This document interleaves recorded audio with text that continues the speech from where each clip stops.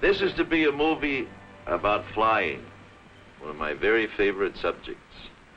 In fact, there's nothing I'd rather talk about, especially during this 50th anniversary year of powered flight.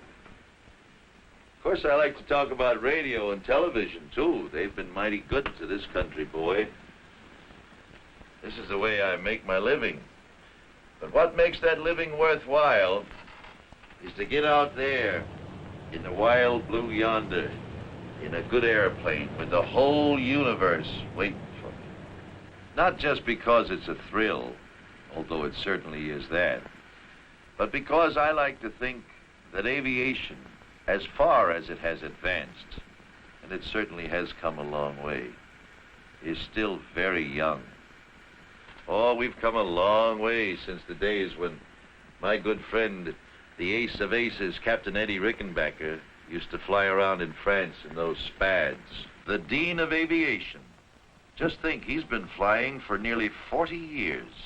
Why, it's only 50 years since the Wright brothers. You know, they call me one of the old-timers in aviation, but I didn't begin to fly in earnest until 1929. Gosh, that's almost 25 years ago now, isn't it? But you know, I've done more flying in the last 3 years than I did in the first 22. Here, let me show you.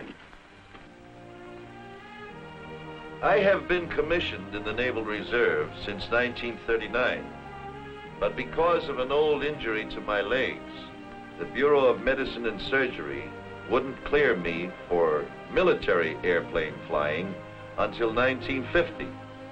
So it was in 1950, in September, that I got my Navy wings at Pensacola, the happiest day of my life.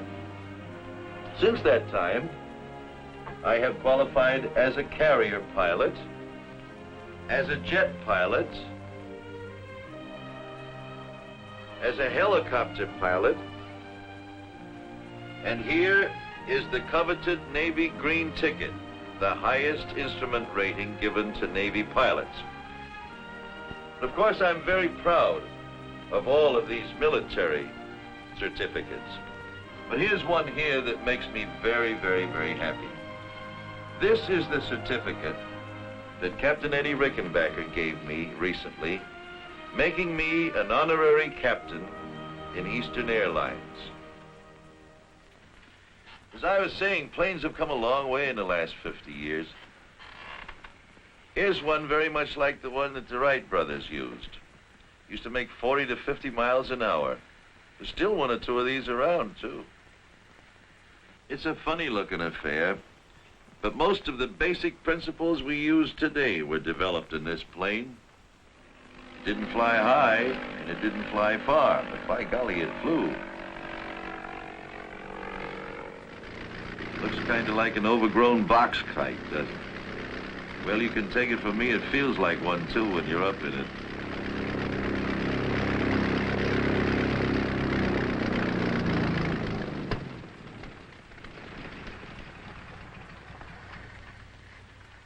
You've heard the expression, flying by the seat of your pants?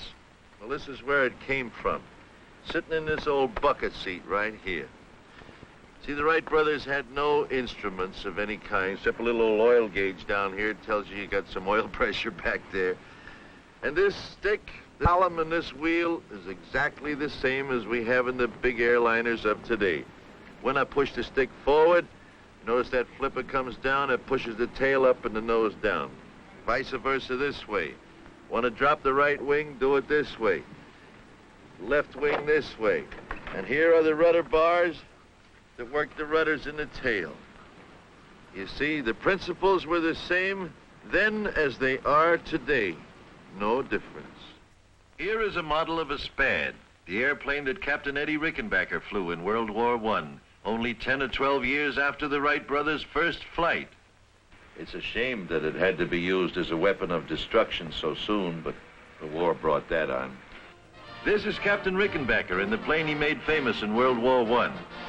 These old films show the dashing young skipper of the 94th Squadron leading his boys into a dogfight. The hat and the ring insignia was always present when the fighting was thickest. The wild blue yonder was really wild in those days, when there was just so much wood and canvas between you and the enemy, between you and the ground. Down in flames was the rule rather than the exception. They had no protection. They had no parachutes.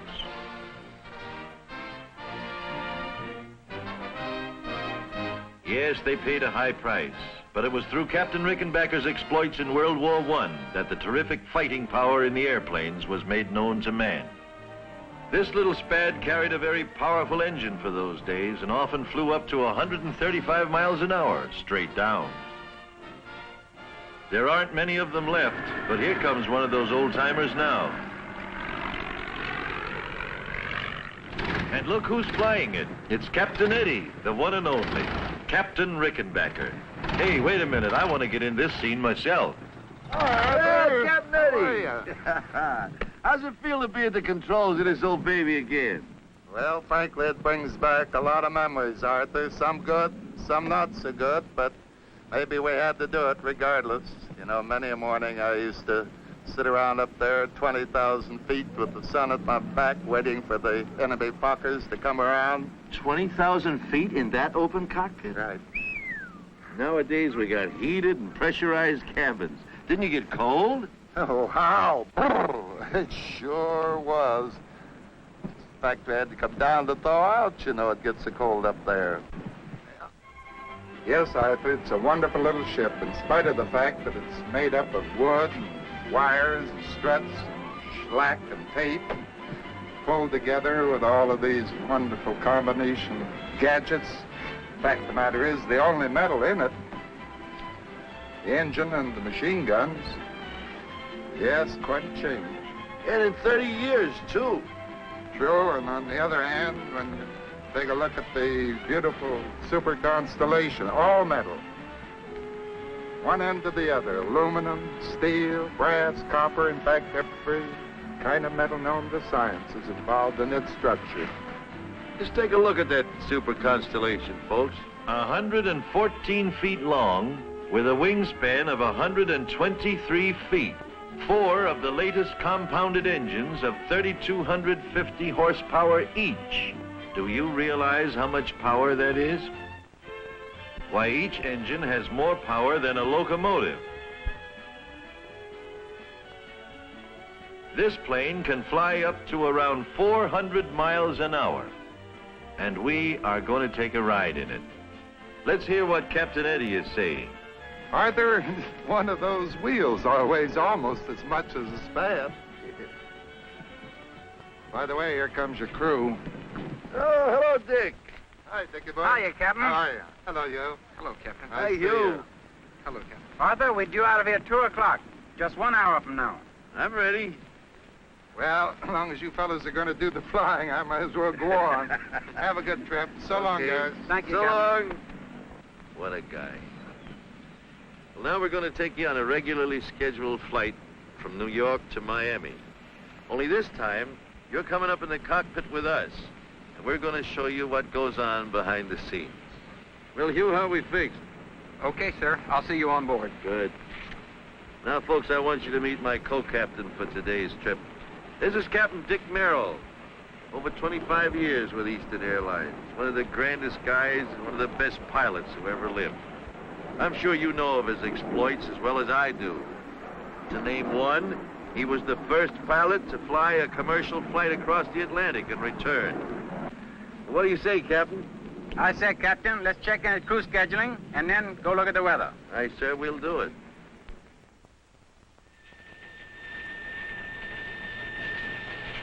Oh, boy, look at that beautiful high.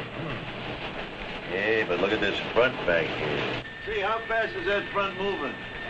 About 25 miles per hour to the east, Captain. Here's the latest map.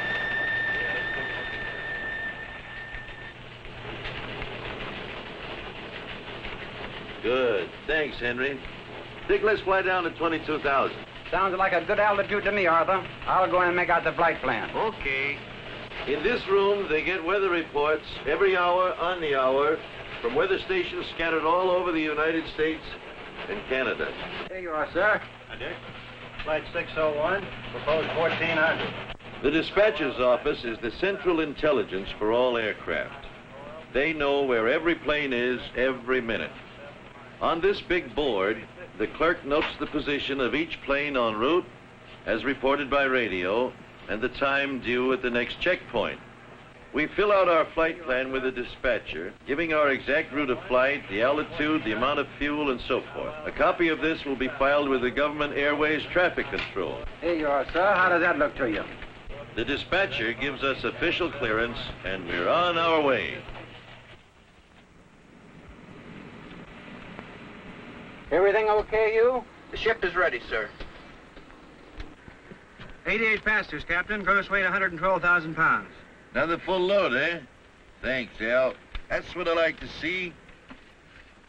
Now, for you folks who've never been up on a flight deck before, this is it. The captain and the pilot have the flying controls at their fingertips at all times. While over here, the engineer is very busy with the engine instruments. These are the throttles, just like the accelerators on your car, one for each engine. 2, 3, 4. This is the control column. And with it, you fly the airplane. To the right, to the left, down, up, and here are your rudder pedals down below. The airspeed indicator shows just that, how fast we are going through the air. The altimeter tells us how high we are. This vertical speed indicator tells us our rate of climb or descent. The automatic direction finder? Well, that's just what its name would imply. It points to where we want to go when we tune in a radio station with it. This is the flux gate compass. And this one is the old reliable magnetic compass, just like Columbus had when he came over here. This is the omni-range bearing indicator. This is the localizer and glide path indicator, about which we'll talk a little bit more later. This is the artificial horizon. It shows the attitude of our plane with reference to the real horizon. And of course, you know that we have radio contact at all times, ship to ground, 2 or 3 transmitters and receivers. Now, this plane has already been very thoroughly checked by the maintenance department, and during the last hour, it was checked by our own flight engineer, but that's not enough. The pilot and the captain have 1, 2, 3 lists of checks to make before we start down the runway to take off. Okay, Dick, we'll do the before starting engines check, huh? Right. Oxygen mask. Immediately available. Brake selector. And so on through 39 separate items. Now, you passengers wonder why we sit and wait sometimes at the end of the runway. It is because the captain and the co-pilot and the crew are making these additional last-minute checks. Well, I guess we're ready to wind them up, Dick. Now switch over to intercom and talk to that gentleman outside there by the nose and get ready to start the engines.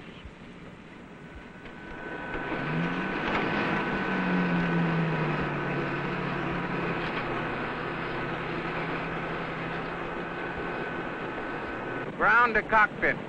Clear to start. Ready to start. Start 3. Turning 3.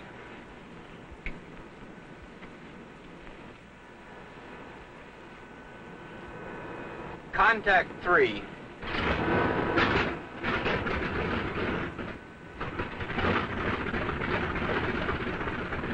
Clear to start 4. Start 4. Turning 4. As soon as the second engine starts, the ground crew checks with the cockpit. Hydraulic pressure up. Now the safety pins can be removed from the 3 landing wheels. Otherwise, they could not be retracted when the plane is in the air. Clear to start 2. The same routine is followed for each engine. Clear to start 1.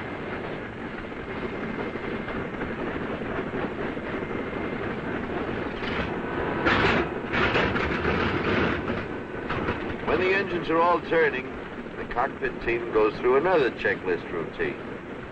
Okay, Dick, let's do the before taxiing check. Flux gate. Cage. Hydraulic pressure. Okay. Gear pins. 3 pins. After that, he checks by radio with the airport ground control. Idlewild ground control from Eastern Airlines trip 601. Taxiing instructions. Eastern 601, clear to taxi. Clear to runway 13 right. 13 right. The wind south-southeast 10, altimeter 2997. Get the runway, Arthur. 15. 13 right, right? Right. 13 right. Okay. Ready to taxi? Brakes off.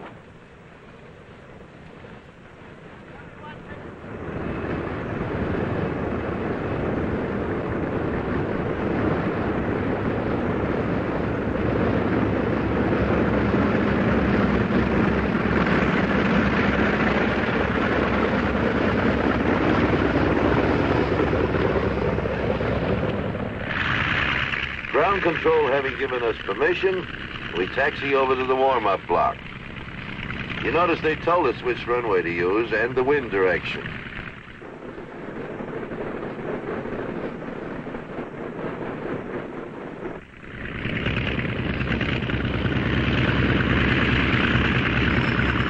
At the warm-up block, we go through the next, or before takeoff check. Trim tabs. Set. Flight instruments. Okay. Fitted heaters. Off. Mixtures. 11 items are checked this time. The last check before the plane leaves the ground.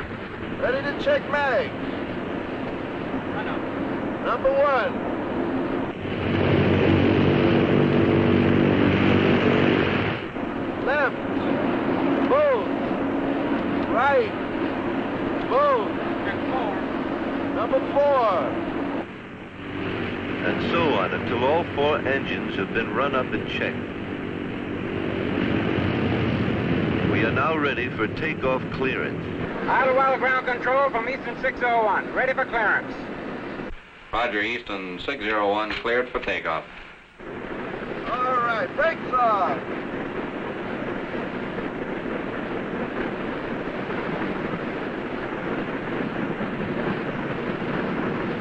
Clear for takeoff.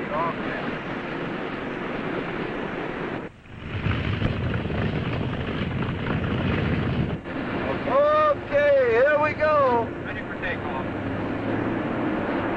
Takeoff power. Takeoff now.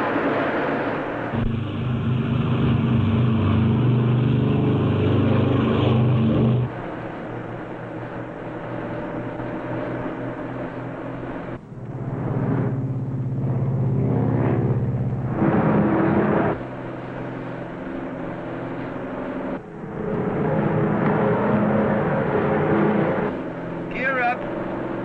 Gear's coming up.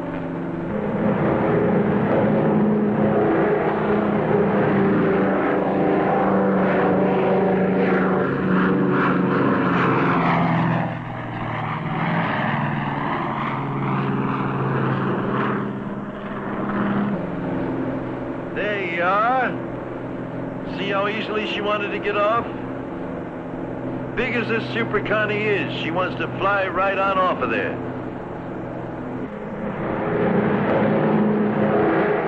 Veto power.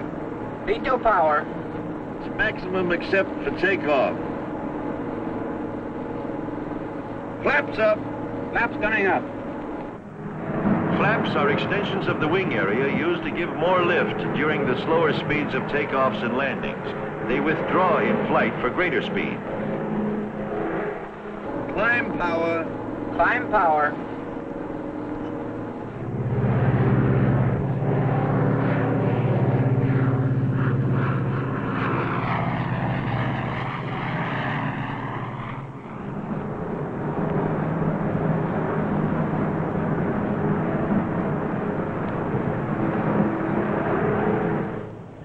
Here for magazine, sir. Copy mechanic. Okay, we finished our climb check. Now it's time for a Chesterfield. Dick. I don't smoke, Arthur. Smell. Hugh, Okay, thanks. You get down on the deck, you buy 'em by the carton, see? Indubitably. What? Yes, sir. I thought you wouldn't wrap your tongue around that one twice. Building up his par.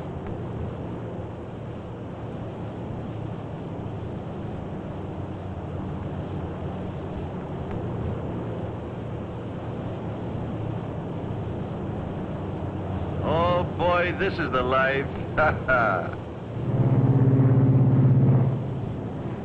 Hey, there goes that northbound Silver Falcon. That's one of Eastern Airlines' wonderful twin-engine planes. The new type that has superseded the beloved old DC-3.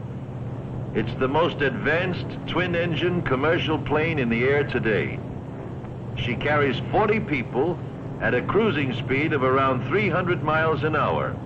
One of the most comfortable airplanes you could ever ride in. Eastern uses them to pick up passengers from intermediate points to connect with these big super connies. It's a wonderful airplane, that Silver Falcon.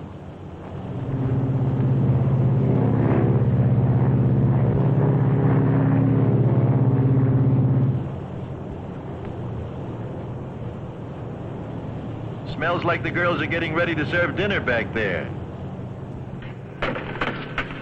Gwen, the water's hot for tea if anyone cares for anything. Thank you, Al.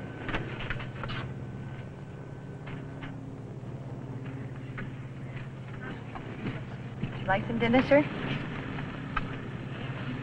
How about you, honey? What? Oh, this looks delicious.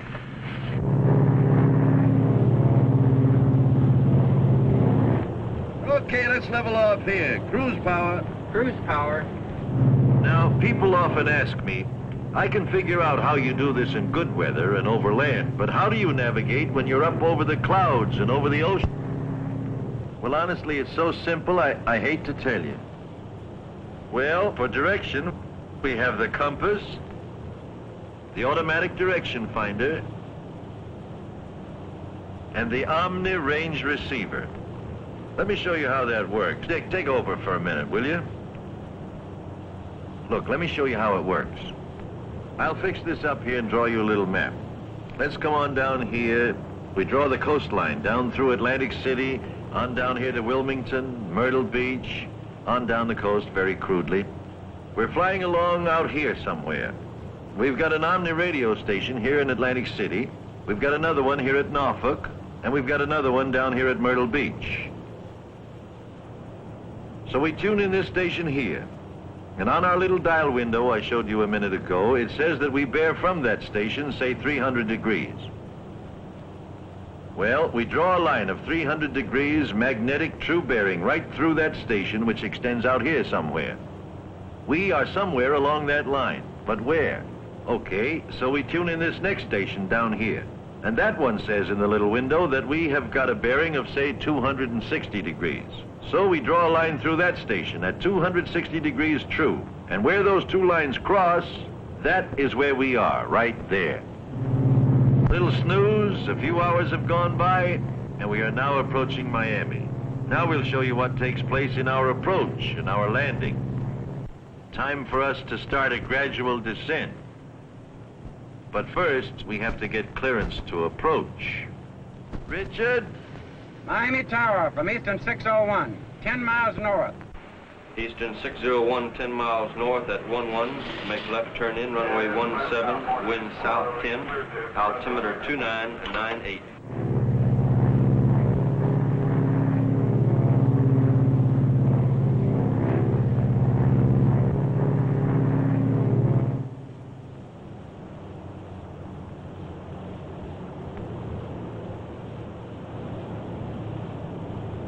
Okay, Dick, let's have about 60% flaps. Maps coming 60.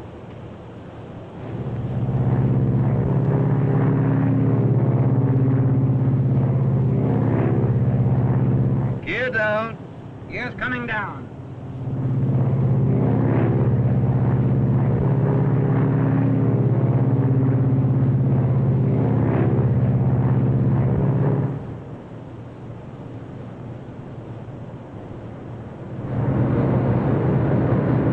Eastern 601, clear to land.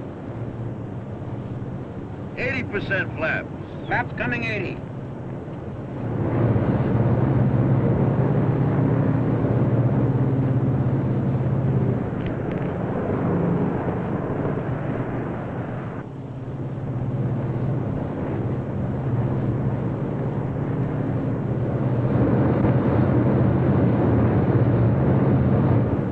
Full flap. Full flaps.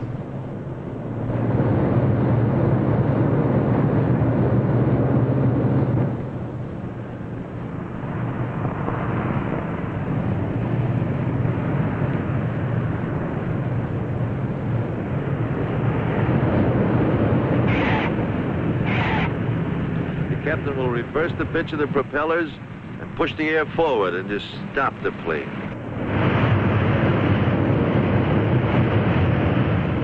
There. You see, that acts as a powerful brake.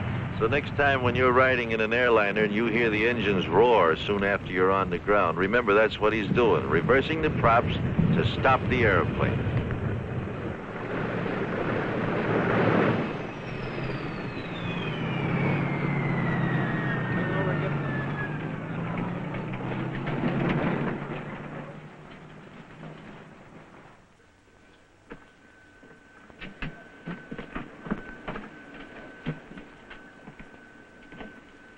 Well, here we are, right on schedule. I hope you folks enjoyed this as much as we did. Of course, this was purely and strictly a routine flight with beautiful weather. But maybe we've been able to show you some things you hadn't seen before. But you know, I'll bet you right now some of you are saying, well, sure, this was nice, it was lovely weather, but what happens when the weather is bad? Well, believe me, it's still routine. You see, in the first place, up where these Super Connies do most of the flying, the weather's always nice. It's way up on top of all the bad weather. Usually it's only on approaches to our airports that weather becomes any problem, and then not much. As long as we have half a mile of visibility and 200 foot of ceiling, no problem at all. Now, these minimums are arbitrarily set up by the Civil Aeronautics Administration in the interest of general safety. Actually, we can land one of these airplanes when the minimums are 00. Let me show you. Here we are flying on instruments. We're in the clouds. It's one of those nights that the birds aren't even walking. We have been cleared to make an instrument approach.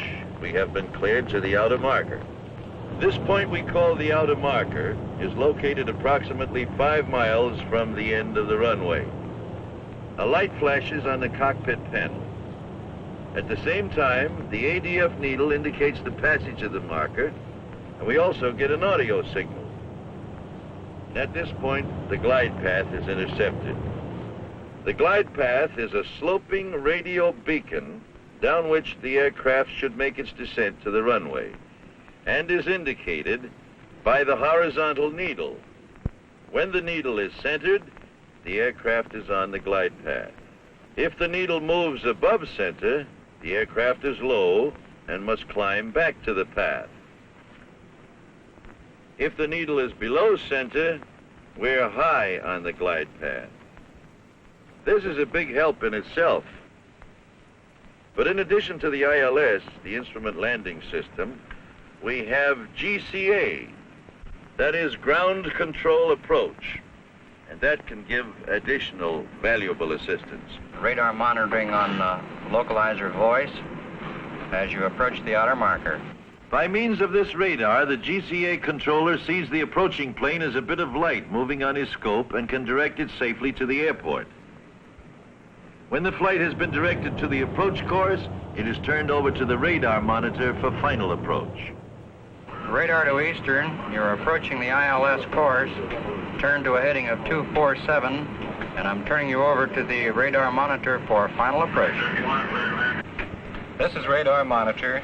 Etched right on the scope is both glide path and localizer, and any deviation can be detected and measured in feet. You are 4 miles from the end of the runway. 200 feet to the right, of course, but correcting nicely. Your glide path is good.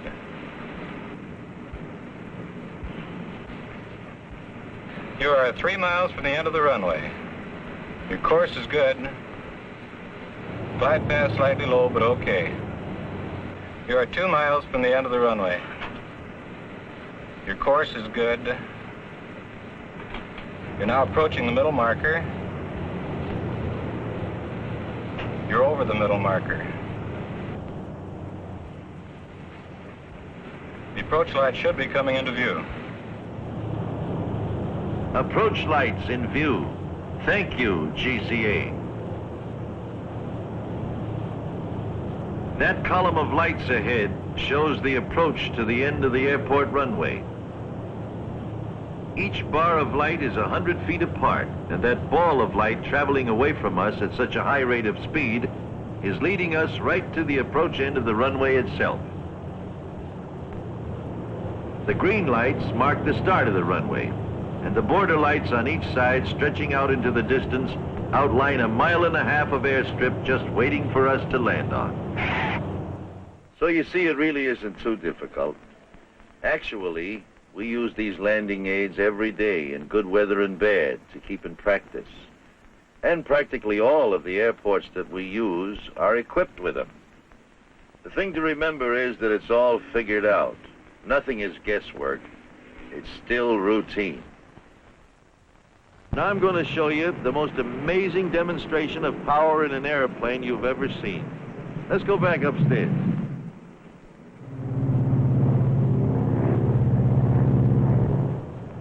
Now watch this. Feather 1. Feather 1.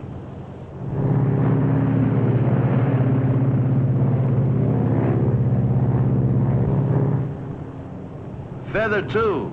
Feather 2.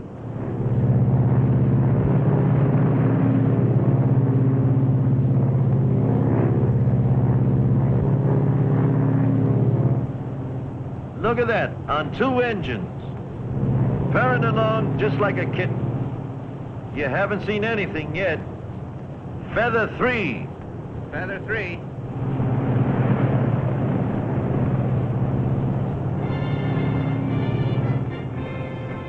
Boy, oh boy, look at that. On 1 engine. Going along just as steady as you like. Only a Constellation can do this.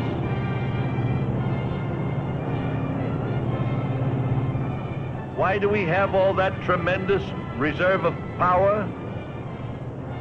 Because, my friends, power means safety. That's why this Super Constellation is the most dependable airliner in the world today. Okay, Hugh, bring in 1. Unfeathering 1.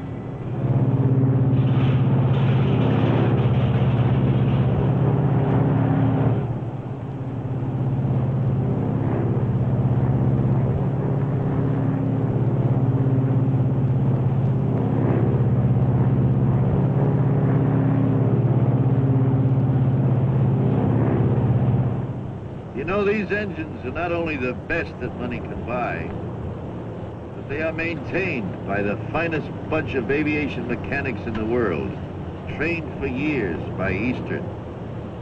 You know, you can have the best captains and the best pilots in the world, but they can't do much good if the engines don't run. We've got the best mechanics in the business in Eastern.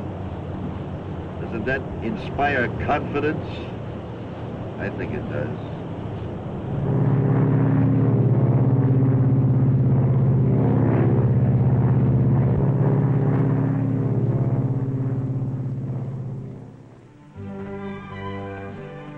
Well, we all have our dreams, I guess. I never did aspire to own an airline, but I always wanted an airplane of my own, even when I was a kid. I've got 2 of them now, a DC-3 and a Navion, and there are thousands of privately owned airplanes all over America today. This is the little airport or landing strip that I use when I fly home to Virginia. That's my Navion coming in there, a single-engine plane.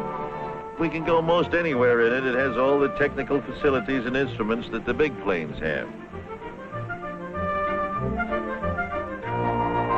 Besides the Navion, I have a DC-3. That's my Air Force.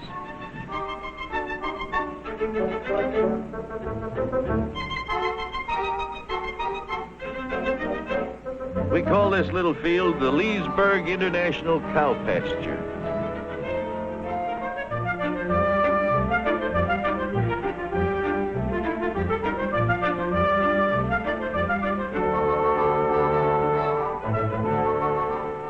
Cows out there give 100-octane milk. Of course, these are reciprocating engines here. We have the regular jet engines like we use in our military aircraft. This is a Lockheed F-94C Starfire. It's an Air Force jet-propelled fighter. You see, these jet engines, contrary to what I'm afraid is too popular a belief, are not the lethal things they're cracked up to be. As a matter of fact, they're so quiet and so vibrationless that to ride behind one of them is a real comfort. We're hoping someday soon that our commercial transports will be jet-propelled. You see, a jet engine has no propeller. The air is drawn in through the intake ducts just forward of the wings, compressed and mixed with burning fuels to produce a powerful jet of exhaust gases which are expelled aft. The mechanism involved in reality is much simpler. The propeller is replaced by an air compressor. There's a combustion chamber into which we inject fuel to expand the air and increase its velocity. And installed in the path of the exhaust gases is a turbine to drive the compressor. There you have it. This is my friend Tommy Daniels, a member of our Air Forces for 12 years. Tommy is one of the thousands of fine young men who are making a career out of the Air Force, taking advantage of the wonderful training they receive. How do you like it, Tommy? It couldn't be better, Mr. Godfrey. It's really wonderful. Now I'm going to have the pleasure of flying with Tommy today in some very exciting scenes. So, Tommy, what are we going to do? Well, Mr. Godfrey, I'd like to take you through some pull-ups to show you just what this airplane is designed to do in climbing to altitude rapidly. I'm sure you'll enjoy it, but it's just routine flying to us. We do it every day. Now, before we take off, I would like to have your friends take a look at the afterburner in the tail section. It gives this airplane this terrific wallop. Okay, Tommy, we'll do it. This Lockheed Starfire is an all-weather Air Force interceptor. She was designed especially to get off the ground quickly and climb to altitude very quickly in the hope of being able to intercept and stop any enemy bombers that might come over this way.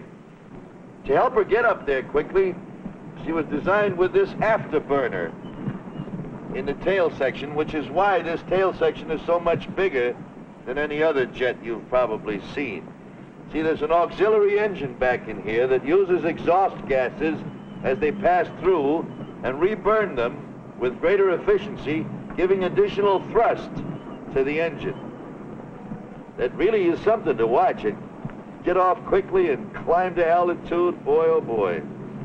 I want to show you what I mean, so we're going to fly by first on the regular jet, and so you can see and hear how it performs. And then we're going to fly by with the afterburner on.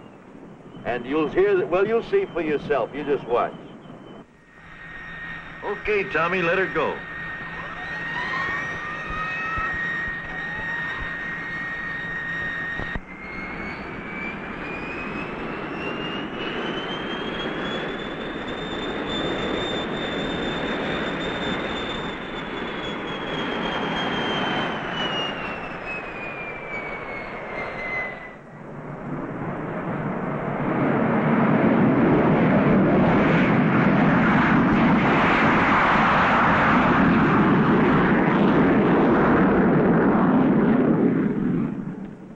We are approaching you now on straight jet.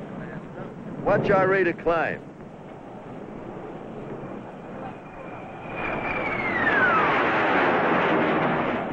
Now we are approaching with the afterburner in operation. Watch the increase in this climb.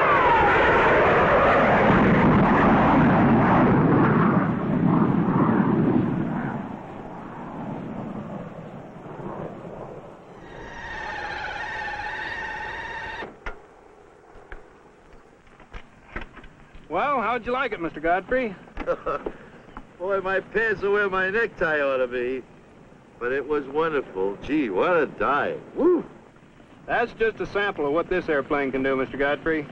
Thank you, Tommy. And this airplane can do much more, as we're going to see. Yes, and here comes the man now who's going to do it. And here is the chief test pilot for Lockheed, my good friend Tony Levick. Hello, Arthur. It's good to see you. Well, if you think those pull-ups were something, Arthur, just watch and I'll show you how easy it is to penetrate the sound barrier with this airplane. I wasn't with Tony on this flight, but we have a camera specially rigged on the tail to give you a close-up view of what happens when you break the sound barrier. Let me tell you what to watch for. First, notice the deep color of the sky, how much darker it is at 45,000 feet where Tony will start his dive. You are not only far above the clouds, but also above the haze and dust of the lower atmosphere. You are looking at the pure ultraviolet rays of outer space. There's the peel off. Now listen as the sound builds up. Usually, there are two thunderclaps. One when the plane runs away from its sound, and the second when the sound catches up again. Between the two, you are flying faster than the speed of sound, and it is absolutely silent. Now the sound is building up.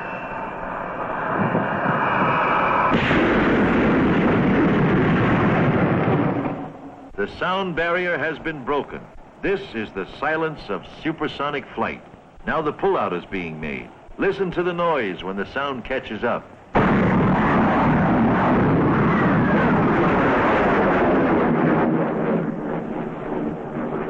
Now, you folks have just seen some very spectacular flying. But the point I'd like to make to you is this, that as spectacular as it looks, it's not foolhardy, not without purpose. This airplane was built to take that kind of a strain. I'll say it was, Arthur. You know, even when you're flying faster than the speed of sound, this business of flying in our air forces is carefully figured out to the last detail. We take nothing but calculated risks. Calculated risks, you know. Our equipment is the very best. It's built to fly. You wouldn't make dives and pullouts like that with a transport plane. It wasn't built to do that. This kind of an airplane was. Why, we were climbing up out of that dive there at the rate of about 45,000 feet a minute for a few seconds. Even our big bombers, the B-52, the B-47s, they fly so fast, and yet they're built to fly, strong, and have all the bugs been worked out of them. So that really, it isn't something spectacular, this business of flying so fast. It's done every day by personnel that's trained very carefully, by men who are competent to train the youngsters coming along. Your son that joins the Air Force or the Naval Air Service, never fear but what he'll get the very best possible instruction, that every precaution will be made to look out for his safety. Sure, there's danger to it. There's danger to crossing the street. It takes a special breed of cat to fly these things. This can't be done by any namby-pamby. That's why all the men you know who are pilots are such wonderful young men. You young fellas looking for adventure, looking for real life, something you love every minute of it, you go and see the nearest Air Force recruiting officer, or the nearest naval officer procurement station, or the nearest air station someplace. Talk to them about it. It's a wonderful life. You'll love the years that you spend there, and you'll use the experience all the rest of your days. Join up. We need you. So now let's get back to the man who knows most about where air transportation is going. Hello, Art. Well, Rick, we've told the story pretty good up to now, I think. What would you say we can look forward to in the next few years? Well, Arthur, you've been talking about jets. You know, it won't be long until we'll be flying from New York to Miami in a matter of 2 hours, San Francisco in 5, and to London in 5 to 5.5 hours. And at altitudes from 35,000 feet to 45,000 feet. In fact, we'll be landing and taking off in most any kind of weather. Well, that's fine. That's wonderful, Rick. Our planes are flying faster all the time. But what are we going to do about this business of getting from the airport to town and from town to the airport? Doggone, sometimes it takes you longer to do that than it does to fly where you're going. I know. And we're going to be doing something about that too, Arthur. It won't be long until you'll be going to your midtown terminal. There you'll step into a express elevator and be whisked to the top of the building.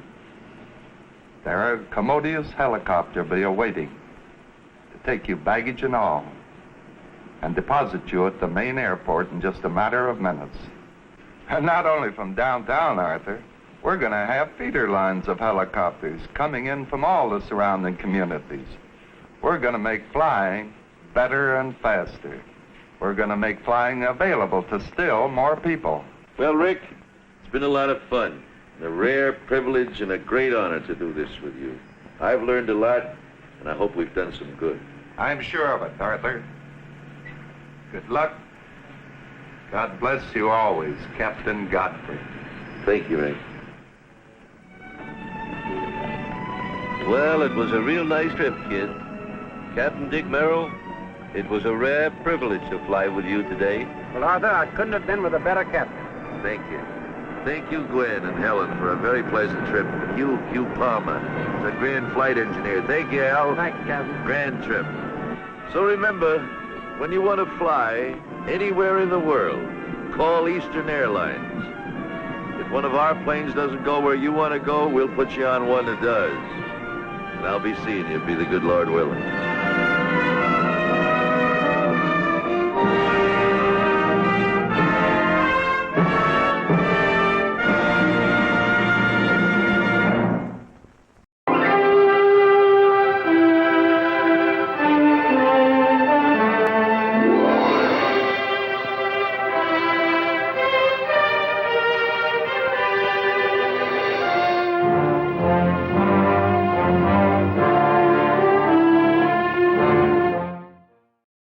Mr. Godfrey recently disclosed on his network radio show an encounter he had with a UFO several years ago. Godfrey is an accomplished pilot, and the sighting took place as he was flying his private plane from New York to Washington. Near Philadelphia, Godfrey and his co-pilot radioed the Federal Aviation Agency tower in the city and reported a near brush with a brilliantly lighted object. The tower confirmed that there was no air traffic scheduled near the area at the time. Godfrey reported that the object paced his plane off his right wing, circled the aircraft, and came up on the left. He said he put his plane through several evasive maneuvers, but the UFO followed closely no matter what he did. It was a few minutes later that the object veered off and disappeared in the distance. Godfrey, a reliable pilot with everything from propeller planes to Air Force jet flights behind him, is a colonel in the Air Force Reserve.